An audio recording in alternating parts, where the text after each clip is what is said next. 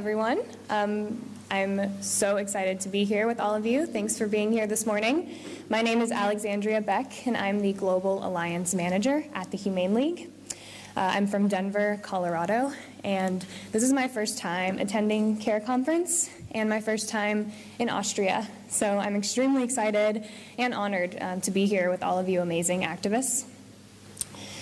So today I'm going to be talking about something that probably applies to everyone here, and that is the art of collaboration and working with other individuals and organizations. But I'll be talking about this specifically through the lens of the Open Wing Alliance.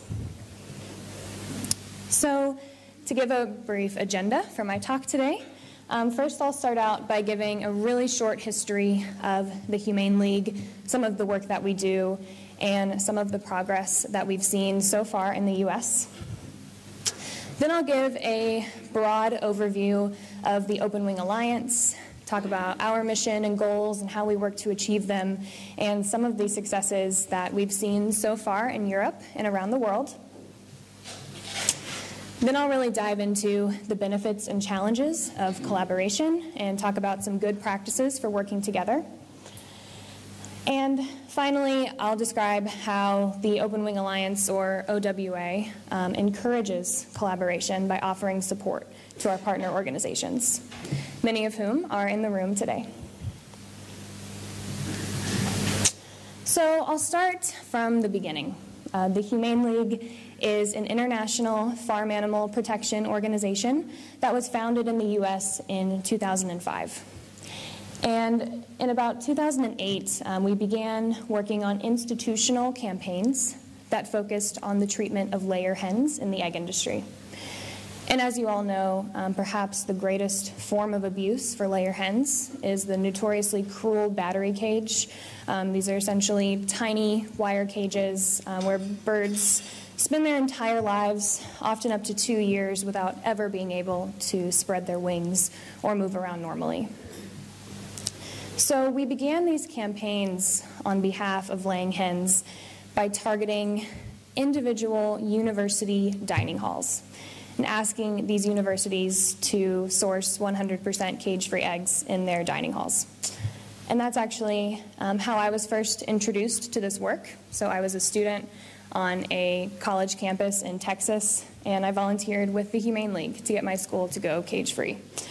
And this is essentially the approach that the Humane League took from 2008 to about 2013. And so after 5 years of really building up this momentum, we decided that it would be even more amazing and even more impactful if we could get the food service providers to go cage-free, the food service providers who provide food to every university across the country, rather than just going individually school by school.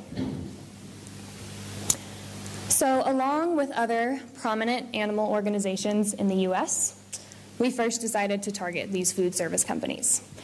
And we were pleasantly surprised when the tactics that we used at universities seemed to also work for these huge companies.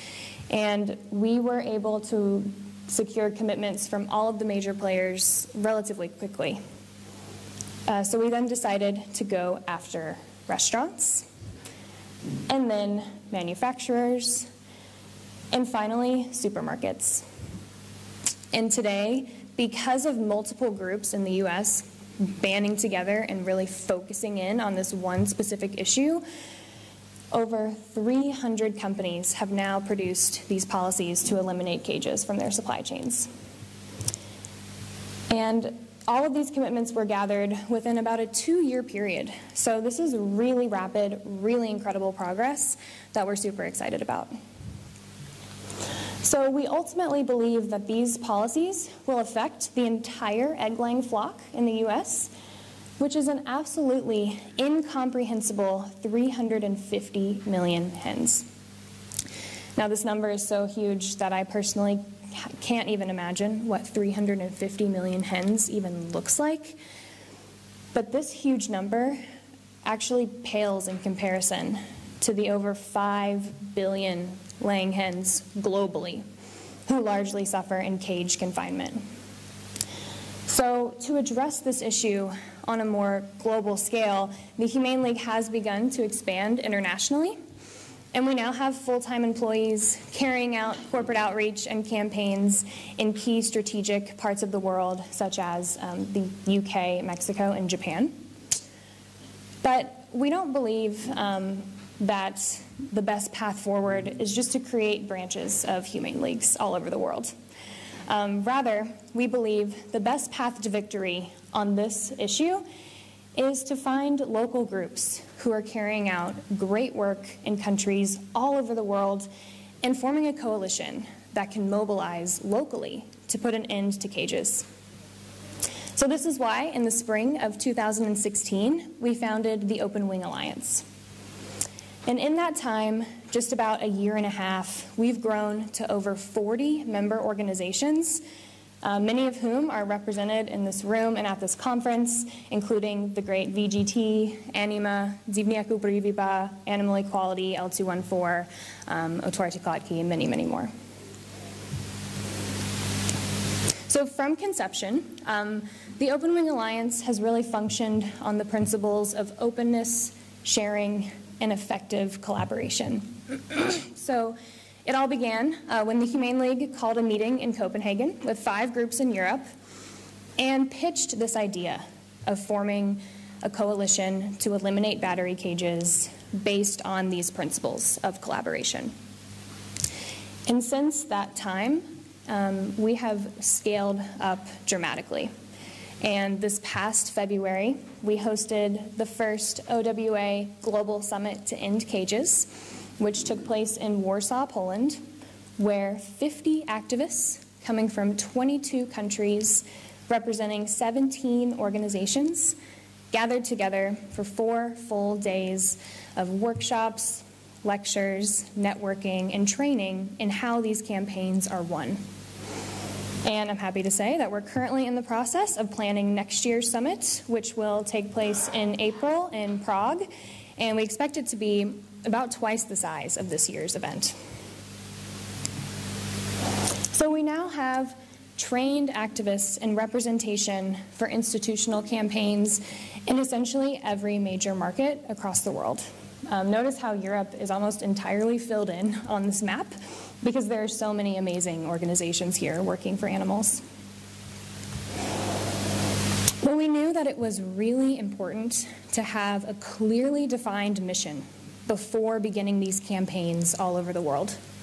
So this is the mission statement of the Open Wing Alliance that is right on the homepage of our website. And it says, "We won't stop until every hen is freed from her cage." So with this shared knowledge and clear vision, it's no surprise that OWA groups have already been incredibly successful. So I want to quickly share just a handful of the successes that groups have been having so far in Europe. So in Denmark, Anima convinced every major company in the country to go cage-free in practically just a matter of months. And they've recently expanded to Norway, where they're replicating this model, and they're already seeing huge success with many Norwegian companies already producing commitments. L214 has overcome the notoriously combative egg industry in France and convinced every major retailer in the country that dealing with their campaigns would be even worse than dealing with the angry egg farmers. And today, because of their continued work, the entire country is moving away from cages. And of course, Otwarty Klatki, or open cages, is paving the way for major successes for farmed animals in Eastern Europe, including by convincing many of the largest retailers in Poland to end their support of cage farming. And in places like the Ukraine, Latvia, Estonia, Lithuania, Romania, Sweden, Slovakia, and elsewhere, we have incredible Open Wing Alliance partners beginning the very important task of starting corporate outreach and cage-free campaigns in these countries for the very first time. And of course, these are just a few examples of the successes that groups are having all over the world. So in addition to local work on the ground, As an alliance, we're also launching global efforts to get some of the largest retailers in the world to end their support of cage farming. So even on this huge global scale, we are winning.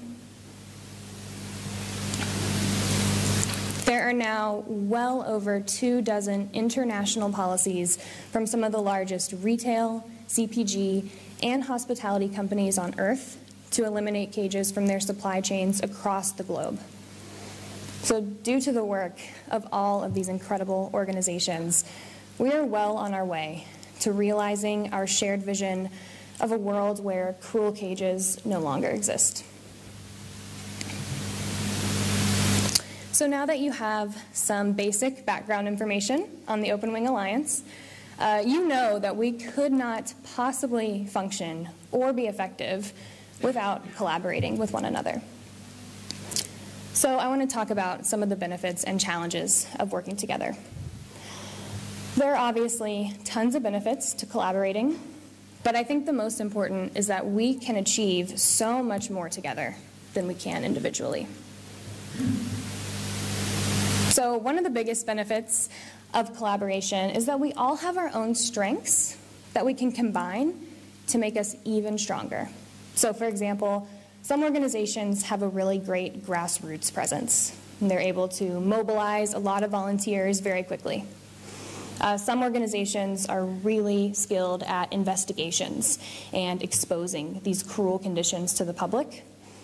And some organizations have really good corporate relations skills, and they're able to help effectively negotiate with companies for these public policies.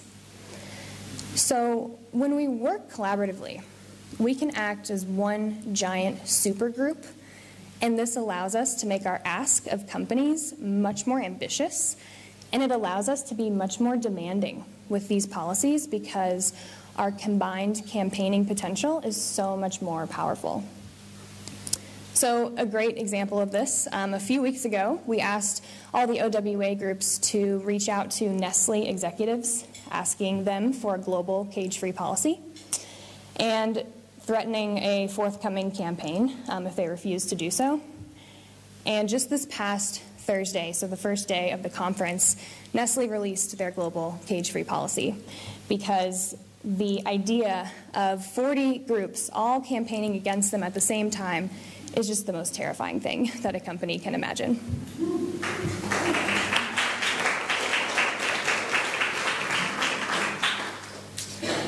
So working together also allows us to share information with each other that might not necessarily be common knowledge. So when groups share information about what has worked for them, what hasn't worked for them, this can help us not have to start from scratch every time we launch a campaign. It helps us avoid troubleshooting, and it helps us to avoid tactics and strategies that we know probably won't work and adopt ones that have already been proven to work in certain parts of the world. Working together also helps accelerate the momentum of the movement.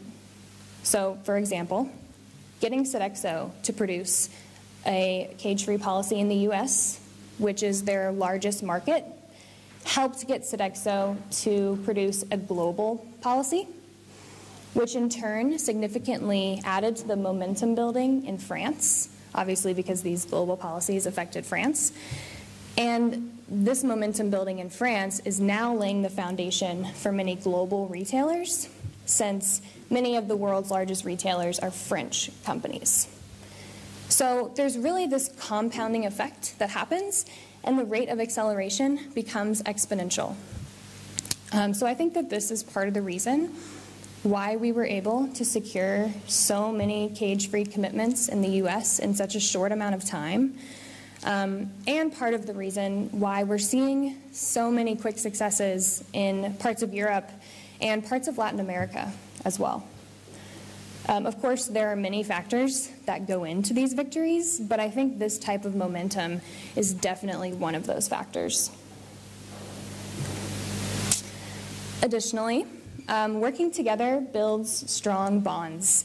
And this is something that I think is extremely valuable and often very underestimated. If I had a picture from last night's dance party, I would have put it here. So when we all work together on the same project, we build bonds that helps limit things like destructive infighting. And when we win together, of course it builds morale. But more importantly, when we fail together, we can support one another and learn from our mistakes. Because failing is something that's inevitable, especially when you're doing something that's never really been done before. But that doesn't necessarily mean that it's a bad thing. Because when we fail, it makes us more resilient. It allows us to learn from our mistakes. And I think it's just a necessary part of the process of achieving great things together. Learning from one another also allows us to be stronger, and it allows us to gain new skills. So, for example, the Humane League is piloting a vegan option program in the US where we ask restaurants to add permanent vegan options to their menus, simply because we've seen this campaign be extremely successful in certain parts of Eastern Europe and France. And so we're essentially just mimicking the work that other organizations are already doing. And luckily, these groups have been kind enough to sort of share their experiences and share their playbook for carrying out these types of campaigns. So there's no need for us to reinvent the wheel here. So speaking more broadly, a successful animal rights movement helps each of our organizations grow. But at the same time, each of our individual victories strengthens the credibility of the movement and brings new supporters into the cause. So it's important to remember that the average person on the street can't really tell a difference between our organizations. They just see our progress as progress of the movement. But this is actually a really good thing because it means that we can all grow and gain support from these victories within the movement. And these major wins help unite groups and bring us closer together. So really, when one organization wins a campaign, we all win, and we all benefit, and most importantly, the animals benefit. So collaboration also strengthens the movement by bringing in more resources. So the success of the Cage-Free campaign in the US caused the Open Philanthropy Project to take this cause more seriously, and they're now beginning to take this cause more seriously internationally as well. And if you're not familiar with the Open Philanthropy Project, they're a large foundation that gives grants to nonprofits. So their support really enabled us to expand our grant program, and I'll go into more detail about that later. So it's pretty clear that there are a ton of benefits to working together, right? But that doesn't necessarily mean that it's always an easy thing to do. There are also challenges that we must overcome and pitfalls that we must avoid if we want to succeed. So one potential challenge that might seem silly, but it's quite relevant, is setting aside our egos. So one example might be the issue of sharing credit whenever there's a joint victory. There's the issue of deciding when to send out a press release, who mentions who doesn't mention who, some groups claiming too much credit, some groups not claiming any, and then the issue of when, if at all, to mention another group. All of these things can cause interpersonal differences and make collaboration more difficult. So when these types of issues arise, I think it's important to take a step back and try to only be concerned with one thing, and that is what will help animals. And think about all the reasons that you decided to collaborate in the first place and all of the benefits that we just discussed. Another challenge of working together is logistics. Especially when you're working on an international scale. So languages and time zones can be challenging. I spend a decent amount of my day just Googling what time it is in other parts of the world. Cultures vary from region to region, so we have to have a lot of flexibility depending on what area we're working in. The laws are different in every country. So some of the tactics that we use in the US might not have legal standing in other countries. The foundation of awareness for farmed animal issues in general varies dramatically, we've found, from place to place, with some areas having almost no foundation of awareness for how farmed animals are treated. And in places like this, it can be much more difficult to advocate for farmed animals. And then, of course, there's the coordination of evolving conversations in the day-to-day of campaigns that can be challenging as well, considering how quickly circumstances tend to change during a campaign. And then there are, of course, ideological and interpersonal differences that are also challenges that we must constantly overcome as well. So, for example, it might be difficult to make sure that all the groups campaigning for the same issue can agree on what the ask is going to be of companies. We might face interpersonal disagreements with people just not getting along, or clashing personalities, or a bad history between individuals can make it more difficult for groups to work together. And really all of these things can make collaboration difficult or nearly impossible, right, if we're not cognizant of them. So next up, I want to talk about some good solutions and practices for working together, because we all know that our resources will go so much further and have a much bigger impact for animals if we can set aside our differences and find a way to work together. So think about all of the benefits that I covered earlier in this talk. We really want to marshal those resources. But that said, I understand that long-term intensive collaboration can be much more easier said than done. So I want to go over some of the ways that our teams can remain strong and healthy. And I've mostly been discussing collaborating on campaigns because that's what I'm most familiar with. But of course, there are many, many ways in which we can collaborate, and I think we should all be working together anytime that it makes sense. So perhaps the most important step is making sure that we're working toward a shared end goal, like abolishing cages, for example. So this is a wonderful goal because each of our organization's local campaigns feeds into our shared vision of getting birds out of cages. So this is a fairly simple goal to agree upon, and it's relatively easy to get multiple groups aligned on the cage-free ask. However, other issues are a little bit more complex, like improving the lives of chickens raised for meat or broiler chickens, which is why in the US and now Europe, after discussions and collaboration and compromise, there have been letters drafted outlining the minimum acceptable standards to ask of a company, and multiple groups have signed on to these letters to ensure that everyone is on the same page with the more complicated ask.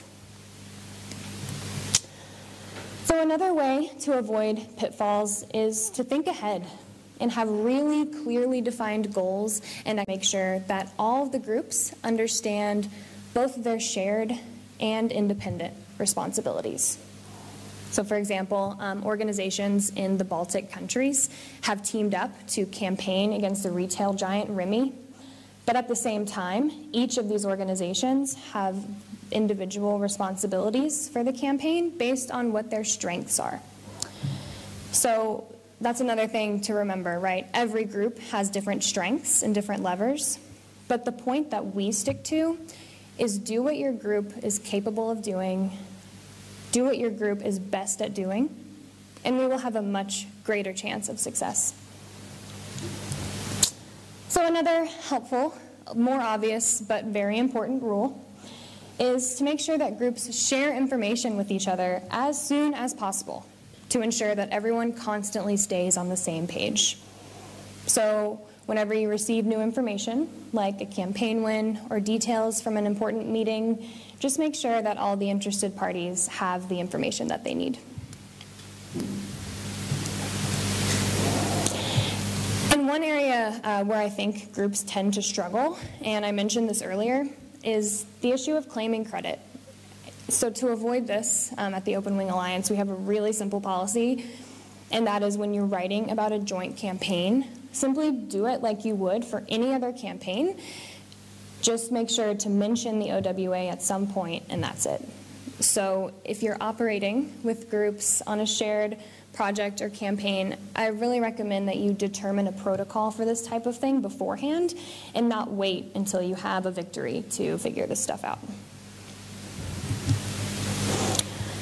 But even if we do our best to follow all of these guidelines, it's inevitable that issues will arise when humans are working with other humans. So often, the most important thing to keep in mind is the classic golden rule, right? Treat others and other organizations how you and your organization would want to be treated, and always assume that intentions are good. Because we're all working toward the same end goal, right? We all want to create a vegan world. We all want to eliminate animal suffering. And we're part of the 0.0001% of people in the world working to make a difference for animals. So we really need to keep our eyes on the prize and not let pitfalls deter this extremely important work. Because when the history books are written and we're all long forgotten and there are no more cages, nobody is really going to care about things like which press release got out first or whose idea it was to launch a specific campaign. Least of all, hens in cages or the other animals who we're striving to help. So if we work to create a culture of friendship and accountability, not speaking ill of others, working toward our shared end goal, and supporting and educating one another, we will no doubt achieve great things. So now that we've discussed some of the ways to work together a little more effectively, I want to quickly go over the ways in which the OWA encourages collaboration by offering support to our partner organizations. So the main ways that we do this are first through our grant program, second by providing free training, third by creating helpful resources, and fourth, by having an open door for communication and a willingness to listen to what groups need. So to advance the mission of the OWA, the Humane League has set aside resources to provide grants in support of cage-free campaign work and in the future broiler campaign work as well. So these grants are available for existing members of the Alliance. And particularly, we encourage young or small organizations to apply for coalition membership and grant funding that would enable them to begin institutional campaign work. But we're also interested in more exploratory grants to help start organizations in places where there might not be any groups who could potentially work on this issue. So these grants can support a broad range of needs for institutional campaigns, from staff costs to campaign materials. So this year, we proudly administered our first 5 grants to our partner organizations listed here to support their corporate outreach and campaign efforts. So Anima in Denmark and Norway, Otwartiklatki in Poland, SAFC in South Africa, Zivniaku Priviba in Latvia, and Open Cages Ukraine, which I have not quite learned to pronounce that one yet, but it's next on the list. And since these first grants, we've been able to expand our grant program, and we can now provide grants up to $100,000 per organization. So essentially, this is the process that we go through. First, of course, we raise the funds to distribute, either from grants from large foundations like the Open Philanthropy Project, or through the Humane League's own fundraising. Then we decide how to allocate the funds. And when determining who to fund, we've developed this evaluation criteria that helps us determine groups in high-impact areas with a good track record, good leadership, a shared vision, clear goals, and a practical plan, but perhaps lack the resources to see it through. So we do our best, of course, to balance these factors, and we take them all into consideration when determining grantees. And then, of course, we want to measure the progress once we've administered a grant. So we have grantees submit quarterly progress reports, and we'll determine the overall success of the grant once the grant period has ended, which is usually 1 year. So if your organization happens to be interested in applying for our upcoming round of funding, the deadline to do that is December 1st. So I'm happy to talk more about that with anyone later if you're interested. So we also offer support through free training. And much of this training is actually in person, and we travel to these organizations to provide intensive training sessions. So actually, our director of campaigns in the UK, Prue Elliott, and our managing director in the UK, Vicky Bond, are going to Sweden tomorrow to train our partner group there on corporate outreach and campaign tactics. Our managing director in Mexico and one of our campaigners there recently went to Peru to give some training to our partner group there. And they even attended some in-person meetings with company executives while they were there to make sure that these groups have hands-on experience with what it's like to actually meet with a company and request these policies. So obviously, now that we have 44 member groups, we're not able to do this for every single organization, but we definitely see the value in it. We try to do it as much as we possibly can. But we also host training webinars that dive deeper into specific topics and give our partner groups a chance to share their experiences as well. So in September, we hosted a corporate relations webinar with experts from Albert Schweitzer Foundation and Anima, and 52 people attended this webinar in how to engage in dialogue with companies. And the feedback that we got was really positive. So we definitely plan to host many more training webinars in the future on topics like campaign tactics, learning from failures, getting media attention, building a movement, and many, many more. And then, of course, the summit that I talked about earlier is an annual opportunity for groups to get hands-on training and a chance for our experienced partner groups to give presentations and lead workshops as well.